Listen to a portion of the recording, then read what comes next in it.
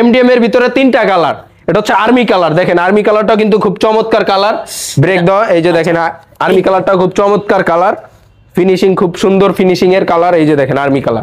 3টা কালার হবে, 3টা কালার, এটা হচ্ছে আর্মি কালার, এটা হচ্ছে লাল কালার, রেড কালার বলা হয়, রেড কালার। যার যে কোনো কালার লাগলে আমাদের কাছ থেকে নিতে পারবেন, সবকিছু একুরেট থাকবে, অনলি 2,10,000 টাকা, 2,10,000, অনলি 2,10,000 টাকায়। আচ্ছা এইগুলো চার্জিং ব্যাকআপ তো ভালো হয় এইগুলো? অবশ্যই ভাই, এক চার্জে প্রায় 130 থেকে 40 কিলো চলবে ইনশাআল্লাহ। তারপরে যেটা আছে, তারপরে ভাই এটা হচ্ছে modern touch, modern modern touch, এটারও সকেট জাম্পার গুলো একবারে স্মুথলি খেলবে, একেবারে স্মুথলি খেলবে, স্মুথ হবে। হ্যাঁ, বোরাকের সকেট জাম্পার ব্যবহার করা হয়েছে, একবারে স্মুথ, ডিজিটাল মিটার।